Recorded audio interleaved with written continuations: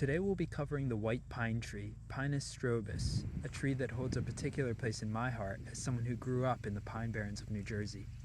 This magnificent tree typically stands tall, with an upright conical crown reaching heights of up to 80 feet or more. Its soft, flexible needles are a shade of dark green and are arranged in bundles of 5, each measuring around 3 to 5 inches in length. One key characteristic is the slender, cylindrical shape of the mature cones, ranging from 4 to 8 inches long. The bark of the white pine is smooth and grayish-green when young, eventually transforming into a darker furrowed pattern as the tree matures.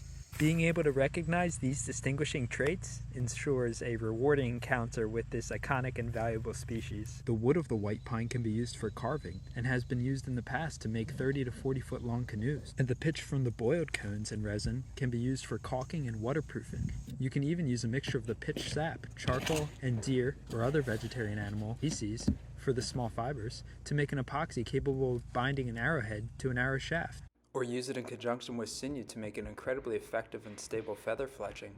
Its wood is even pliable enough to make a small bow out of, though woods like hickory, Osage orange, yew, and black locust would all be superior options. And pine fatwood, which forms when pine tree resin hardens within the wood due to injury, is a highly flammable material that burns hot, making it a valuable resource for starting fires in humid or rainy conditions. And once burned, you can even use it for drawing and writing purposes. And so you can have an epoxy, pencil, and fire starter all in one easy-to-carry implement. Next, let's discuss the white pine's edible uses. Its young, staminate catkins can be cooked for food, and the pollen within them collected right off the tree. The pollen is extremely high in protein and touted to increase testosterone levels. While the seeds are indeed edible, in my own tests they simply are not large enough in size nor caloric content to be worth the effort in extracting them. Then again, this could be because I'm just not doing them in high enough quantities. The cones naturally open when exposed to heat, so use an oven, bed of coals, or small fire to aid in this process. Then either shake the cones or go through them by hand to remove the seeds within.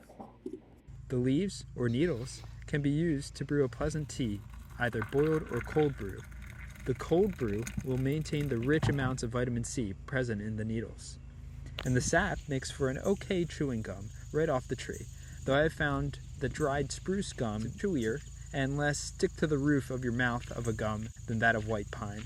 The inner bark is also edible, though inner bark is usually best for when you find a freshly downed tree or in a survival situation. Finally, let's dig into the ethnopharmacology of the white pine and its medicinal applications. Firstly, its bark, which can be used to make a poultice using the wetted inner bark and applied to the chest for strong colds. A decoction of the bark has been taken for rheumatism and stiff limbs. The raw bark can be taken as a gastrointestinal aid for the stomach and cramps. A decoction of the bark has been used for skin eruptions and scabs, and the inner bark and leaves have been used for scurvy.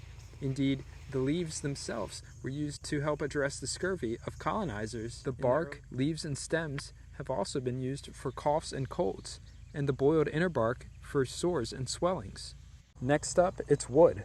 Its powdered wood has been used on chafed babies, sores, and improperly healed navels.